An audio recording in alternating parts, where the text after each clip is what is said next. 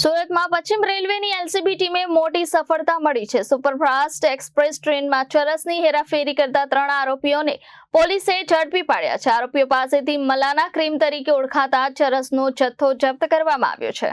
પોલીસને મળેલી બાતમીના આધારે દિલ્હીથી સુરત આવતી સુપરફાસ્ટ એક્સપ્રેસ ટ્રેનમાં ચેકિંગ હાથ ધરાયું હતું। આ દરમિયાન 3 શંકાસ્પદ વ્યક્તિઓની તપાસ કરતા તેમની પાસેથી કુલ 923 ગ્રામ મલાના ક્રીમ મળી આવી હતી। પશ્ચિમ રેલવેની એલસીબીએ ત્રણેય આરોપીઓને ઝડપી પાડી ચરસનો જથ્થો કબજે કર્યો હતો। જપ્ત કરાયેલ મુદ્દામાલની કુલ કિંમત અંદાજે ₹2,50,750 થાય છે।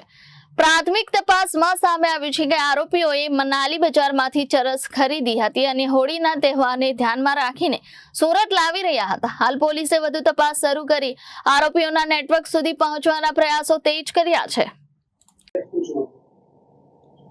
વેસ્ટર્ન રેલવે વડોદરા યુનિટના એલસીબી સુરત બ્રાન્ચને તેમના કર્મચારીઓને એક માહિતી મળેલી, જે આધારે એર્નાકુલમ એક્સપ્રેસમાં દિલ્હી બાજુથી સુરત આવતી ટ્રેનમાં અમુક ઇસમો કંઈક ગેરકાયદેસર નશીલો પદાર્થ લઈને સાથે આવી રહ્યા છે તેવી માહિતી મળેલી, જે આધારે સ્ટાફના કર્મચારીઓએ ટ્રેન ચેક કરતા આવતા હતા અને જે બાતમી મુજબના જે ઇસમો છે તે મળી આવેલ હતા, જેમને ચેક કરીને તેમની પાસેથી શંકાસ્પદ ચીજ વસ્તુ મળી આવેલ, જેથી તેમને સુરત રેલવે સ્ટેશન પર ઉતારવામાં આવેલ હતા અને ઉતારીને એફએસએલ અધિકારીની હાજરીમાં તેમની પાસેથી મળી આવેલ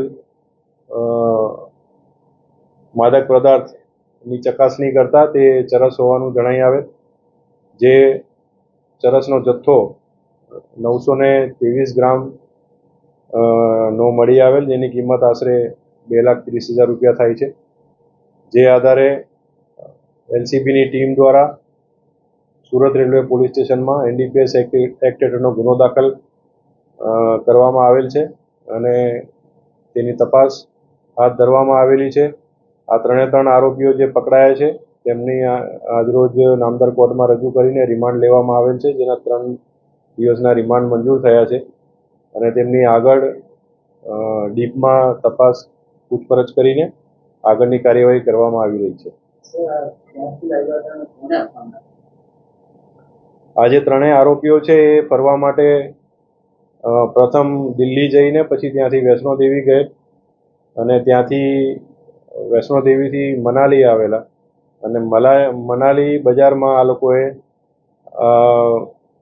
આ જથ્થો કોઈ ઇસમ પાસેથી ખરીદેલ છે અને એ લોકો આજે આવનાર હોળી ધૂળેટીનો તહેવાર છે તે નિમિત્તે બધા મિત્રો સાથે આનું સેવન કરવા માટે થઈને લઈ આવ્યા છે તેવું તેમને પ્રાથમિક પૂછપરછમાં જણાવેલ છે।